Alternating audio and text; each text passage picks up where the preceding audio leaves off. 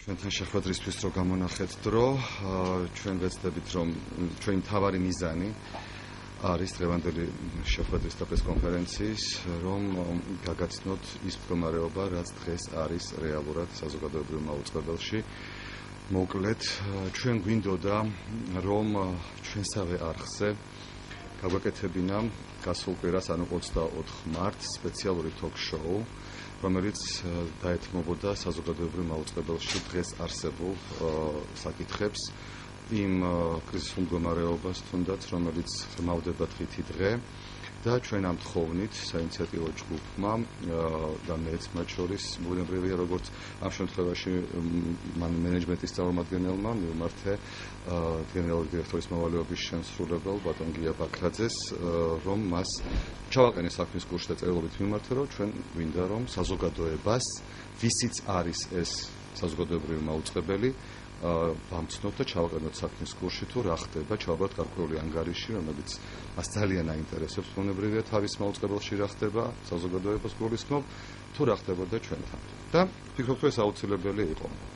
ამ ჩვენს ოფიციალურ წერილზე მივიღეთ ძალიან უცნაური პასუხი, რომელიც მოგვივიდა ორგვერდიანია პასუხი, მე თქვენ ამას ბოლომდე რა თქმა უნდა არ წაგიკითხავთ, მაგრამ არის ერთი რამოდენიმე მომენტი, რომელსაც ნებომომენტით გაგაცნოთ პასუხის შინაარსი, რომ გაცნობებთ, რომ საზოგადოებრივი მაუწყებლის ეთერში გასული გადაცემა უნდა პასუხობდეს საზოგადოებრივი მაუწყებლის ქცევის კოდექსით დადგენილ პროფესიულ სტანდარტებს და ჟურნალისტური ეთიკის პრინციპებს.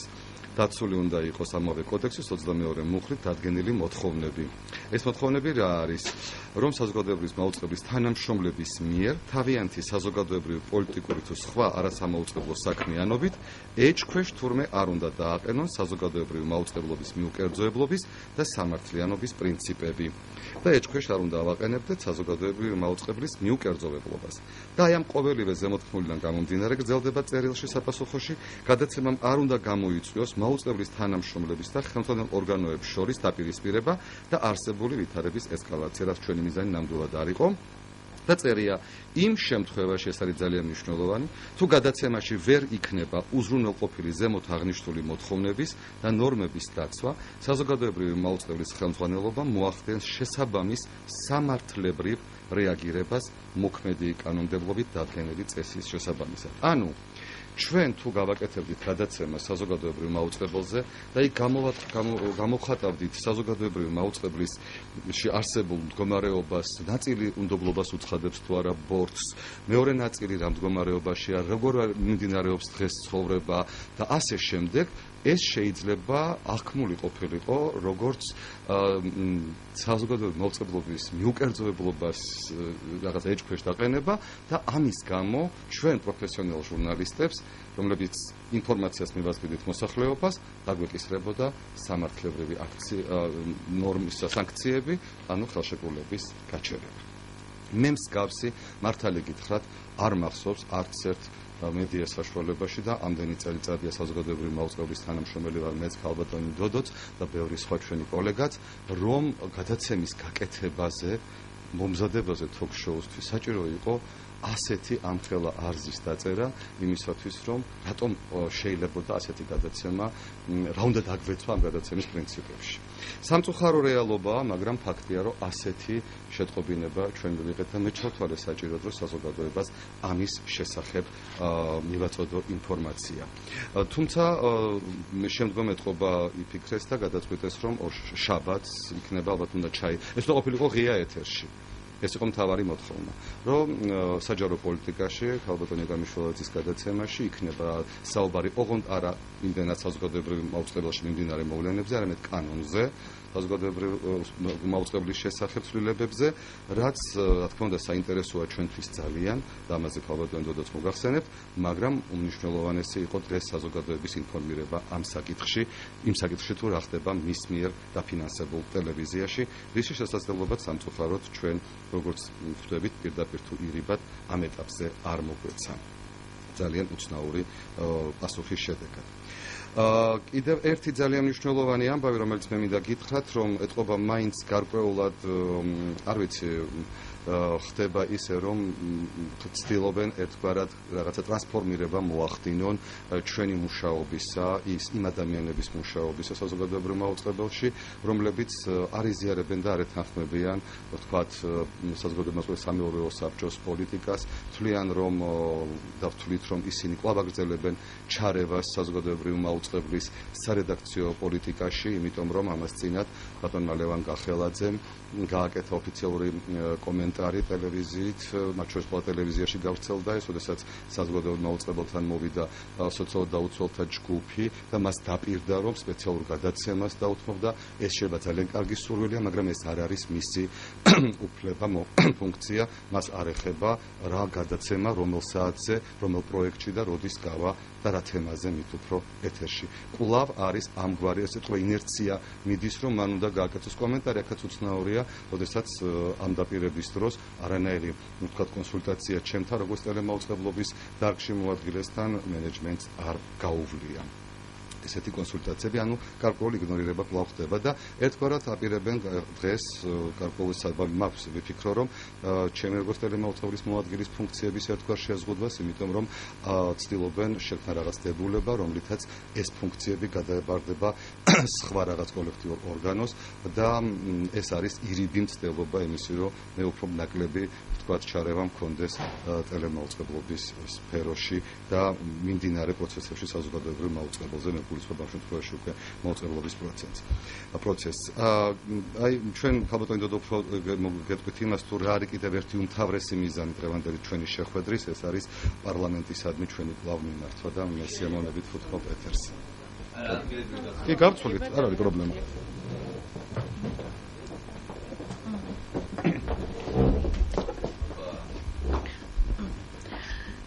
თქვენ ყველას მოგეხსენებათ, რომ საზოგადოებრივი მაუწყებლის თანამშრომელთა საინიციატივო ჯგუფმა ორი მიმართვა გაუგზავნა საქართველოს პარლამენტს. პირველი 21 დეკემბერს, სადაც იგი აუწყებდა პარლამენტს, რომ კრიზისი სახეზეა საზოგადოებრივ მაუწყებელში და სთხოვდა მას ამაზე რეაგირებას. მეორე მიმართვა უკვე გიორგი ბარათაშვილის გადაყენების შემდეგ და იმ სკანდალის შემდეგ გავუგზავნეთ საქართველოს პარლამენტს, რომელსაც 550 თანამშრომელი აწერდა ხელს, სადაც ჩვენ უნდობლობას უცხადებდით სამეურვეო საბჭოს და ვითხოვდით საქართველოს პარლამენტისგან, რომ რაღაცნაირად ანგარიში მოეთხოვა სამეურვეო საბჭოს თავმჯდომარისთვის, ან და დაეჩქარებინა იმ კანონ პროექტის მიღება, რომელიც ითვალისწინებს ცვლილებებს მაუწყებლობის შესახებ კანონში.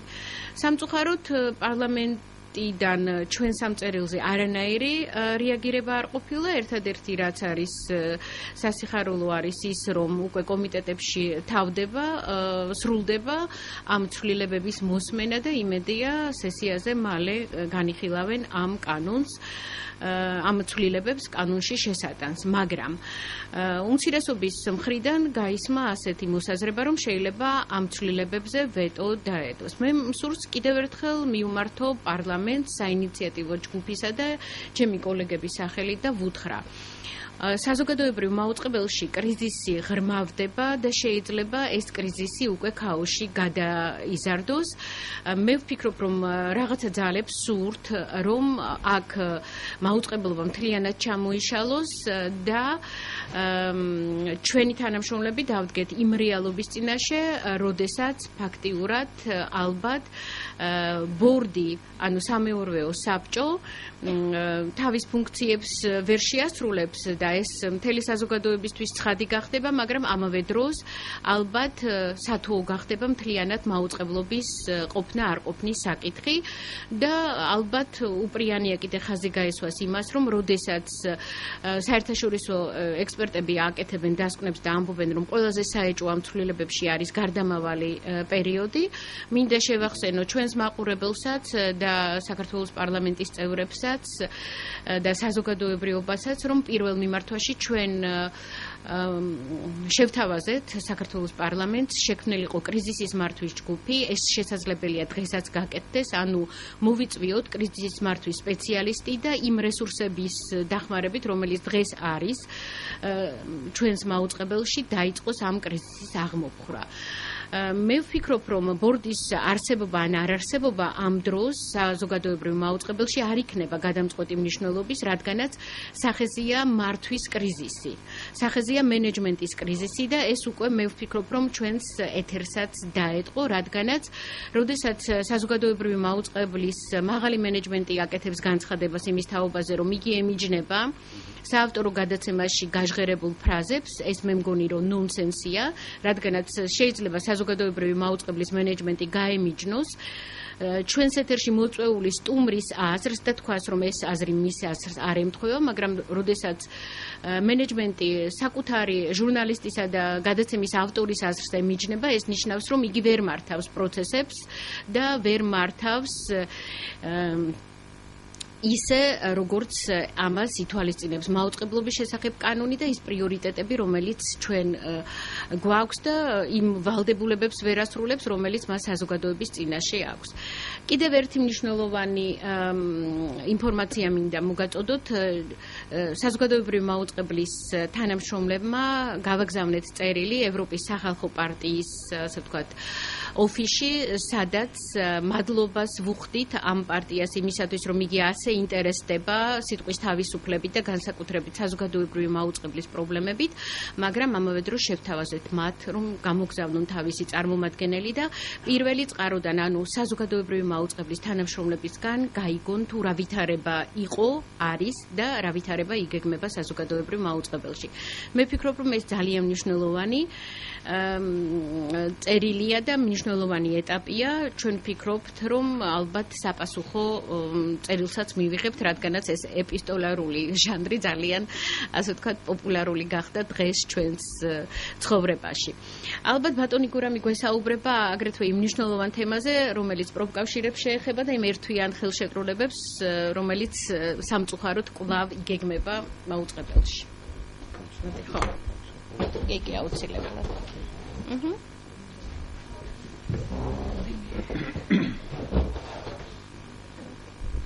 სულ რაღაც 10 დღეა თანამშრომლებმა საზოგადოებრივი მაუწყებლის დააარსეთ პროფკავშირი და ეს ისედაც საჭირო და აუცილებელი იყო, მაგრამ ჩვენ მდგომარეობაში აი მართლა საჭიროა, იმიტომ რომ ისეთ რეჟიმში ვმუშაობთ, გვაქვს ერთვიანი ხელშეკრულებები.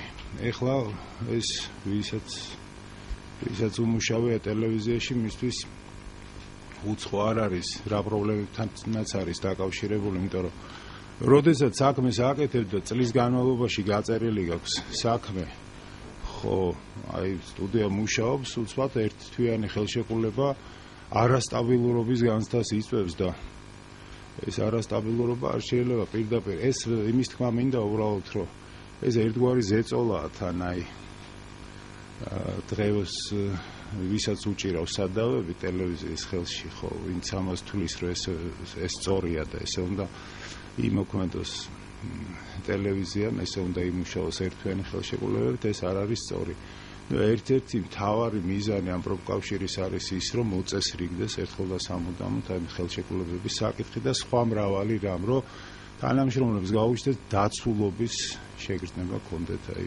საზოგადოებრივ მაუწყებელში.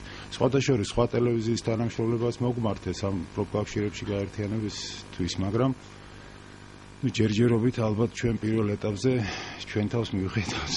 აქ უამრავი პრობლემაა დაუბრუნდა. ჩვენ თავს მივხედავთ, მაგრამ საერთაშორისო ორგანიზაციებს დაუკავშირდებით ასეთი ტიპის და შემდეგ უკვე ალბათ გავაფართოვებთ აი ამ ჩვენს პროფკავშირებს.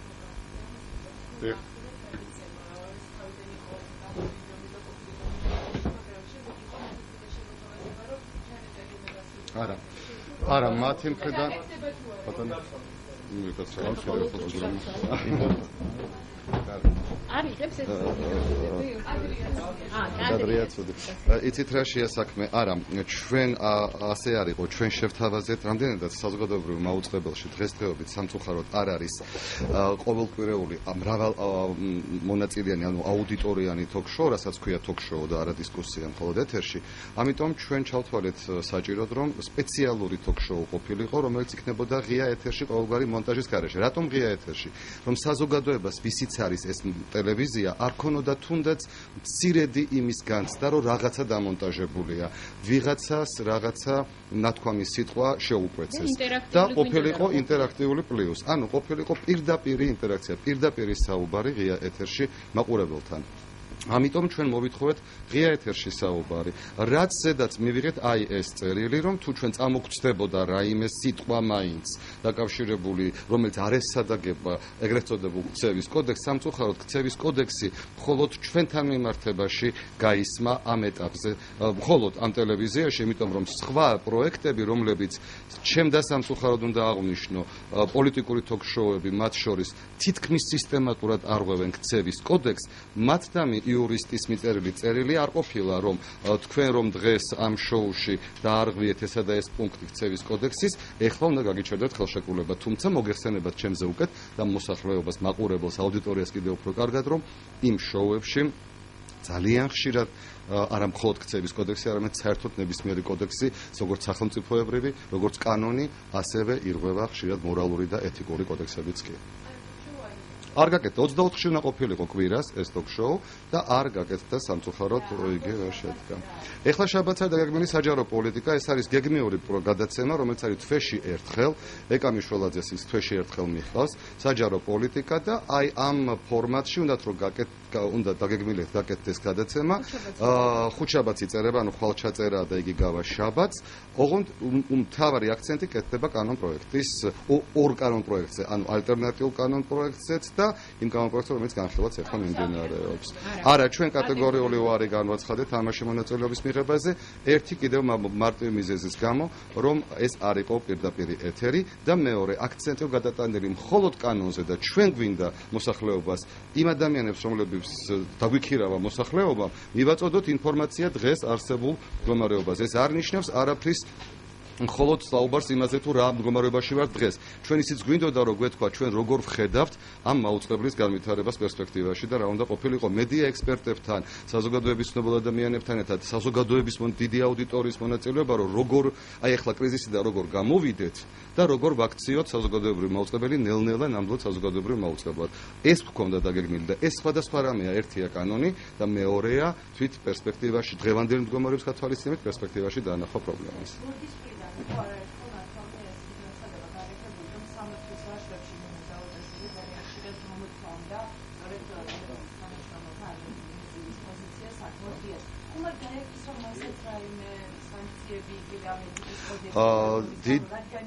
დიდი იმედი მაქვს, რომ არა, იმიტომ რომ ასეთ შემთხვევაში უბრალოდ მე მათ განვუმარტე, რომ ჟურნალისტის პროფესია, ეს ვინც მომწერა ეთყობა თქვა კარგად ჩახედული არ არის ჟურნალისტის პროფესიაში. ჟურნალისტის პროფესია დასვას კითხვა და მიაწოდოს ინფორმაცია მაყურებელს. თუ მე ვამბობ ეთერში ინფორმაციას, ფაქტს, რომ დღეს 550 კაცი უნდობლობას უცხადებს ბორტს, ეს არ არის მიუკერძოვებლობაში ჩარევა, ეს არის ფაქტი. ამიტომ ამაში განსხვავებას თუ ვერ ხედავ, მაშინ ეს უკვე არის გარკვეული პრობლემა პროფესიული და არა სხვა რამ. ამიტომ ვერა თორე ასეთ შემთხვევაში მაშინ სანქცია უნდა დაკისრო და ზუსტად იგივე თემაზე ნებისმიერ სხვა ჟურნალისტს, რომელიც მათ შორის მოამბი ჟურნალისტებს, მათ შორის პოლიტიკურ ток-შოუს წამყვანებს, იქნება ეს პაიჯაძე თუ პრესტას, რომელთაც გააკეთეს რამ ერთი თითო გადაცემა ამ თემაზე. ჩვენ ბოლოდ გულიწვდება, რომ არ დარჩა არც ერთი არხი გარდა რუსთავი ორისა ქართულ მედია სივრცეში, რომელმაც გულწრფელად არსონსაც აქვს ток-შოუები, ან დისკუსიები, რომელმაც არ დაუთმო, თქვათ, ამ თემას ток-შოუც, დისკუსიაც და მსჯელობაც, დებატებიც და ასე შემდეგ. სამწუხაროდ ჩვენმა არხმა მხოლოდ ორჯერ, ერთხელ ქალბატონი ეგაკვესტეც გადაცემაში და მეორედ ბატონი დათო პაიჭაძის ოღონდ საკმაოდ მოგვიანებით ამოვლენების ეპიცენტრისგან დისტანცირებულად რაღაცა გარკვეული მცირედი დრო დაუთმო ამ თემებს, მაგრამ აი ესეთი სერიოზული ток-შოუ სამწუხაროდ არ ყოფილა.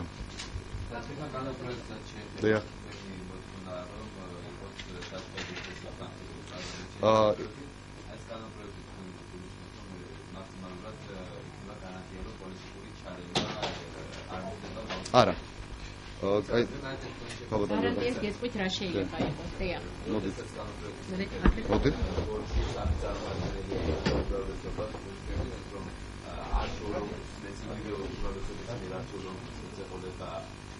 ბორდის წარმომადგენელი, ეს რამდენად იწვევს ის გარანტიას, რომ პოლიტიკური პარლამენტთან იქნება დაწესებული? ეცეთ რა, ისეთი პოლიტიკური კულტურის მქონე ქვეყანაში, როგორც საქართველოა, ასე ვთქვათ, გარანტია არ არსებობს.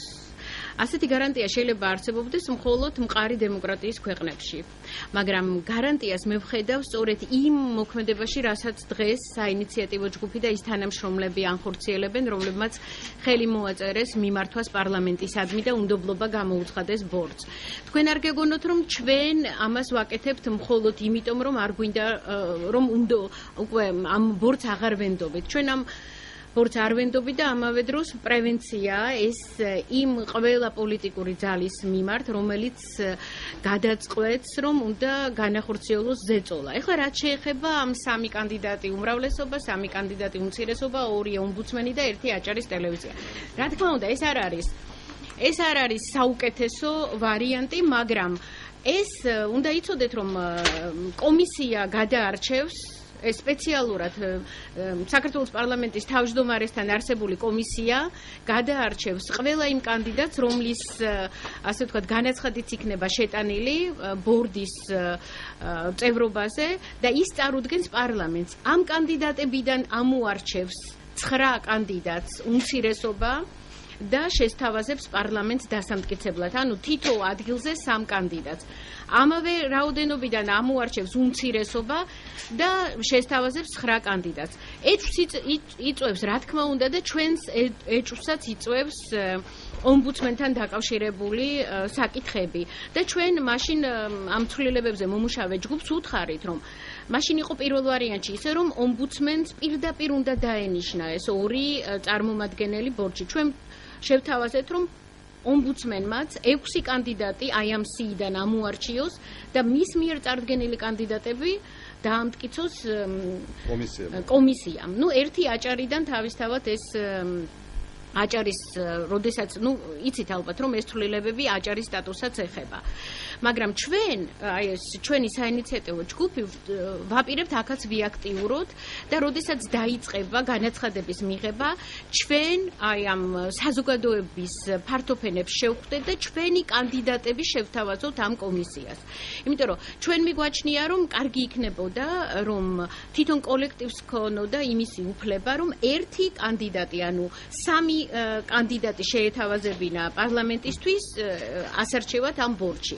მაგრამ ჩვენ ვაპირებთ კოლექტიური ხელშეკრულება გავაფორმოთ პროფკავშირებსა და მენეჯმენტს შორის და ფაქტიურად პროფკავშირების მოთხოვნით ბორდი იყოს ვალდებული შეიკრიბოს და იმსჯელოს იმ საკითხებზე, რომელსაც თანამშრომლები ჩათვლიან აქტუალურად. ეს შეიძლება შეეხებოდეს იგივე სიტყვის თავისუფლებას, იგივე სარედაქციო ჩარევას და იგივე ყველა იმ ასე ვთქვათ, თუნდაც ამ ერთვიან ხელშეკრულებებს. ანუ ჩვენ თანამშრომლები ვაპირებთ ძალიან გავაქტიურდეთ სწორედ ამ მიმართებითაც. რატომ გვინდა რომ დაჩქარდეს ამ კანონის მიღება?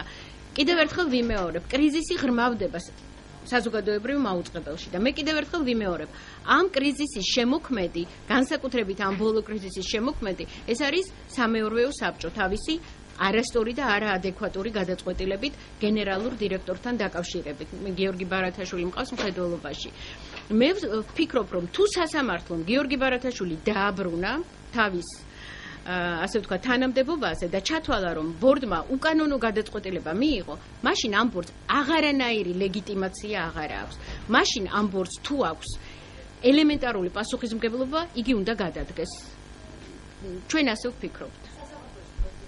8 ապრილს ჩანიშნულია პირველი პროცესი, მაგრამ შეიძლება ეს ძალიან არ გადაიცა. იცით რა, იმდენად იურისტების, ასე ვთქვათ, აზრით, იმდენად თვალსაჩინოა ბორდის უკანონო გადაწყვეტილება, რომ შეიძლება ძალიან სწრაფად გაირკვეს ეს საკითხი.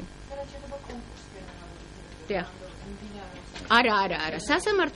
სასამართლოში როგორც კი შევიდა სარჩელი, იქ შევიდა 2 სარჩელი. პირველი ეს იყო კონკურსის შეწყვეტა და მეორე იყო გენერალური დირექტორის თანამდებობაზე აღდგენა. კონკურსი მეორე დღესვე გამოიტანა განჩინება და შეწყდა. და ეხლა გენერალურ დირექტორს რაც შეეხება, ამაზე ალბათ იმშელებს სასამართლო. მადლობთ.